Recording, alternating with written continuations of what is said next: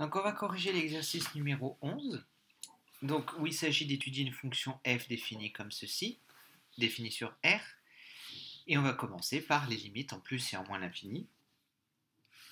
Donc, commençons, disons, par plus l'infini. Alors, je fais la limite de ce qu'il y a à l'intérieur, exponentielle de moins x plus 1. Alors, exponentielle de moins x en moins l'infini tend vers 0, plus 1, ça fait 1. Donc attention, ça tend vers 0 à cause du moins x. Exponentielle x tend vers plus l'infini en plus l'infini, mais exponentielle de moins x tend vers 0 en plus l'infini. Donc à l'intérieur, ça tend vers 1. Or, ln de 1,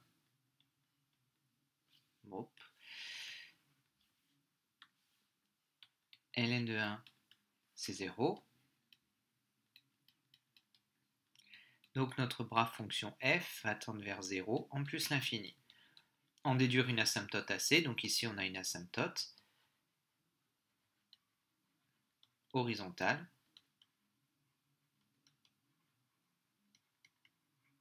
L'équation y égale 0.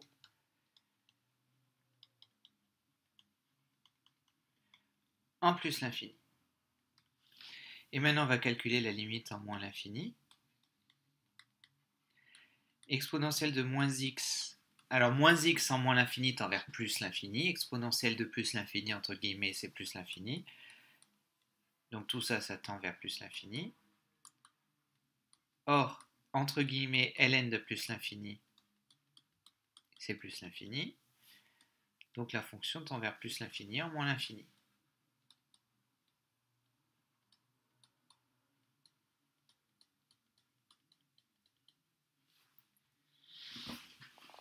Donc toujours quand on a des fonctions composées, c'est-à-dire des fonctions imbriquées les unes dans les autres, on commence par la fonction qui est à l'intérieur et ensuite on rajoute les couches petit à petit. Alors étudier le sens de variation de f. Alors on va dériver. Ici f, c'est de la forme ln de u, donc on va utiliser la fameuse formule u' sur u, donc la dérivée de ln de u c'est u' sur u.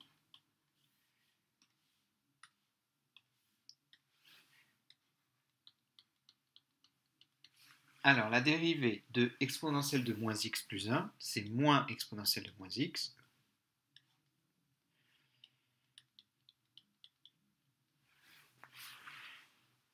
Alors, en bas, c'est positif. En haut, c'est négatif, puisque exponentielle est positif, mais il y a un moins devant. Donc, par quotient d'un terme négatif et d'un terme positif.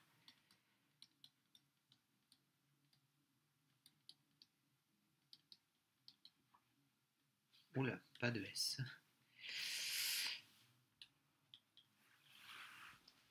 Donc, en haut, c'est négatif, en bas, c'est positif. C'est même strictement négatif, d'ailleurs.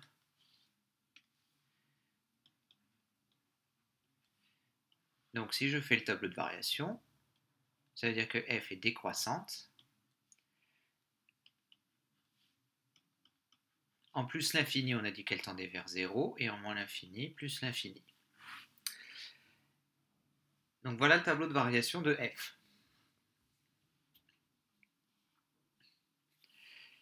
Pour la question 3, on dit donc soit A1 réel, TA c'est la tangente à la courbe au point d'abscisse A, donc j'en profite pour rappeler l'équation de la tangente. L'équation de la tangente au point d'abscisse A, c'est y égale f' de A, facteur de x moins A, plus f de A.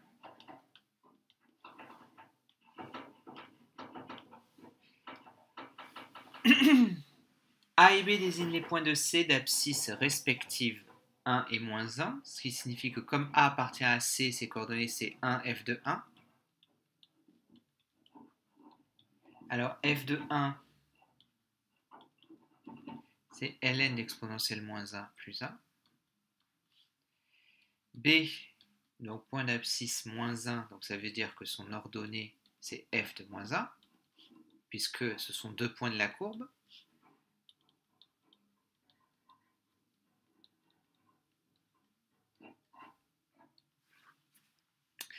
Et on nous demande de montrer que T0 et AB sont parallèles. Donc on peut se souvenir de D et D' sont parallèles. Donc ça, programme de seconde. Deux droites sont parallèles, c'est seulement si elles ont le même coefficient directeur.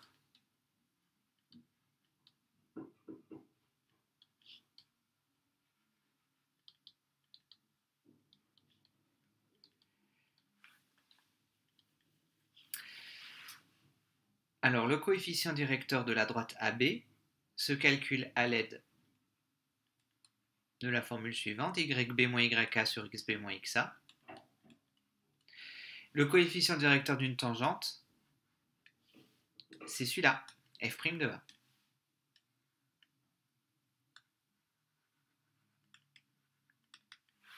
Le coefficient directeur d'une tangente, c'est toujours la dérivée.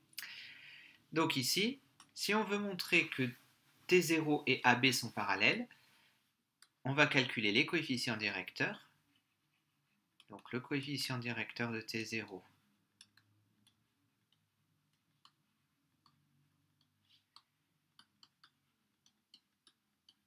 alors c'est f' de 0. Alors f' de 0, donc on a calculé f' ici, ça fait moins exponentielle de moins 0 sur exponentielle de moins 0 plus 1, ce qui nous fait moins 1 sur 2.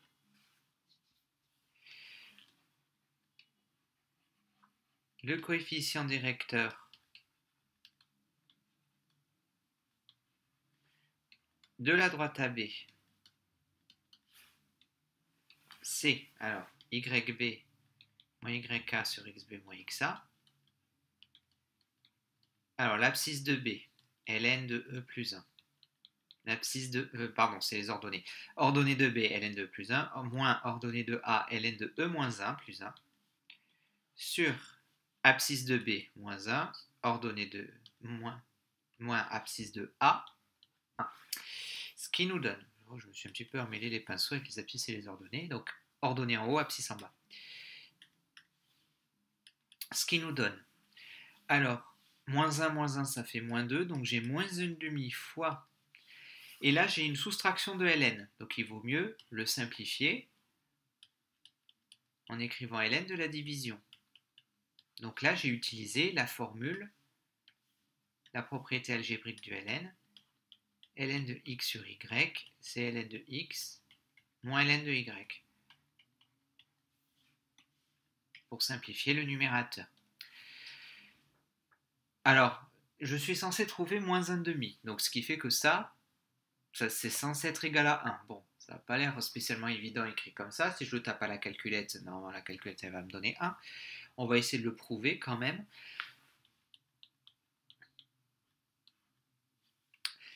Alors, pour le prouver, algébriquement, en fait, on remarque que j'ai du E plus 1 et du E moins 1 plus 1. Donc, ce qui fait que, en fait, il faut aussi se souvenir que E moins 1, c'est 1 sur E. Donc là, c'est comme si j'avais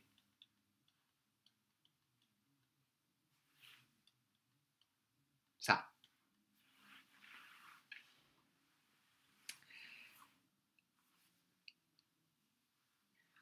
Donc, du coup, il faudrait que je me débarrasse du 1 sur E. Je vais multiplier par E en haut et en bas.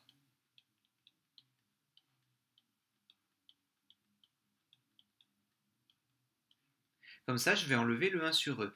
Et là, on pourrait se demander, mais qu'est-ce qu'on va faire avec le numérateur? Le numérateur, je ne vais pas y toucher, vous allez voir pourquoi.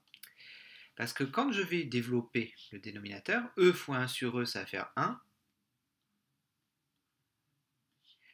plus E fois 1, E. Et qu'est-ce que je reconnais? 1 plus E. J'ai 1 plus E en bas, E plus 1 en haut. Et ça va se simplifier. Donc ça fait moins une demi fois ln de E, et ln de E, ça fait 1. Et donc j'ai bien prouvé que c'était égal à moins 1,5. Donc l'astuce ici, c'était de se rappeler la propriété algébrique de exponentielle suivante. Exponentielle de moins x, c'est 1 sur exponentielle x. Et ici, bon, appliquer avec x égale 1.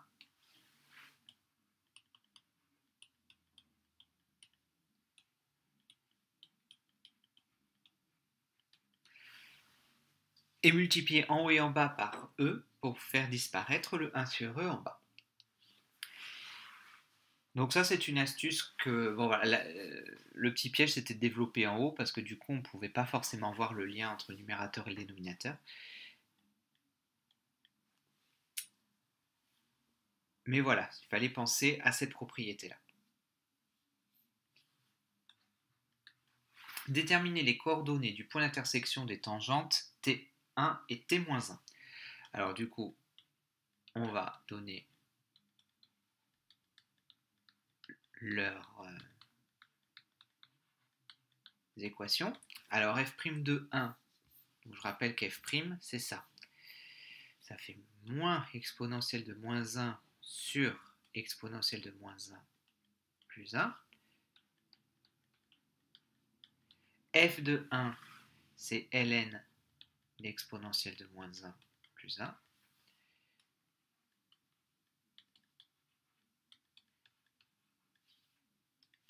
Maintenant, l'équation de f de t moins 1,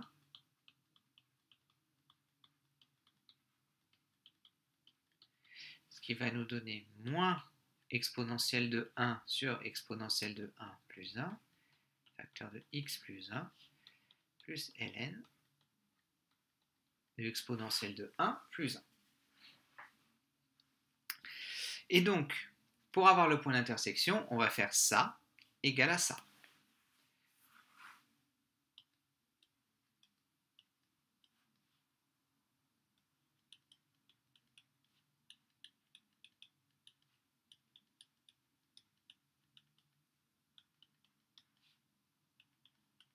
Et on va résoudre cette équation. Alors cette équation a l'air un petit peu compliquée, mais si on y regarde bien, on a déjà montré, si je passe ça de l'autre côté, on a déjà montré que ça moins ça, pardon, c'est le contraire d'ailleurs, enfin ceci dit c'est le contraire, mais enfin le résultat est le même. Si on passe ça de l'autre côté, ça moins ça, c'est égal à 1. Et en fait, on a déjà vu aussi que, voilà, exponentielle moins 1, c'est 1 sur e.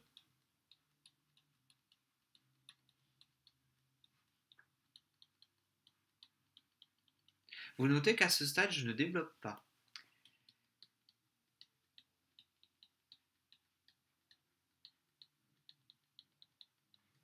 Donc, cette soustraction-là, c'est la soustraction qu'on avait tout à l'heure. Et on a démontré que cette soustraction était exactement égale à 1.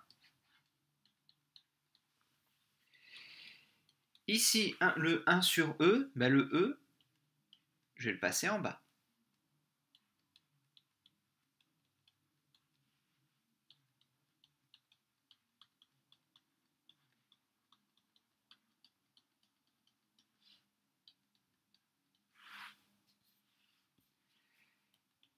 Et si je développe, ça fait donc e fois 1 sur e, 1.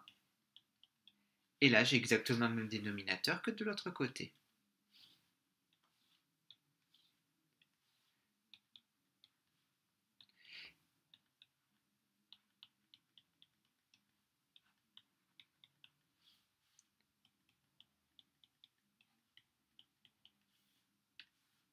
J'ai le même dénominateur que l'autre côté. Et donc, je pourrais éventuellement... Alors, le 1, je transforme en e plus 1 sur e plus 1. Je pourrais tout mettre au même... Enfin, j'ai même d'ailleurs tout mis au même dénominateur. Et comme j'ai tout mis au même dénominateur, je pourrais tout mettre sous une seule fraction. Et donc, tous les 1 plus e vont tous s'en aller. Je peux tout simplifier, puisque j'ai le même dénominateur partout. Ça, c'est comme si... Alors, je précise, je vais l'écrire en vert à côté. C'est comme si j'avais écrit moins x moins 1 sur 1 plus e égale moins e facteur de x plus 1 plus e plus 1 sur e plus 1. Donc c'est pour ça que je peux barrer les deux. Donc ce qui me donne moins x moins 1 égale moins e plus 1. Ça fait moins x plus 1 si je développe le moins, égale moins ex moins e plus 1. Donc les e s'en vont. Les plus 1 s'en vont. Il reste moins x égale moins ex. Les moins s'en vont. Il reste donc, si je passe ce x là de l'autre côté, e moins 1 facteur de x égale 0, c'est-à-dire que x égale 0. Donc, le point d'intersection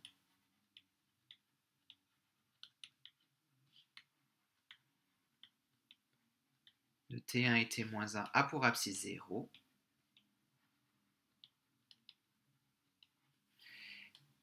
Et pour ordonner, donc là il suffit de remplacer 0 par, x par 0 dans une des deux équations, peu importe laquelle. Alors c'est vrai que le résultat peut sembler quand même un petit peu surprenant, mais il n'est pas tant que ça. Donc par exemple, on peut remplacer, celle-là elle est un petit peu plus simple, il n'y a juste pas de moins, donc ça fait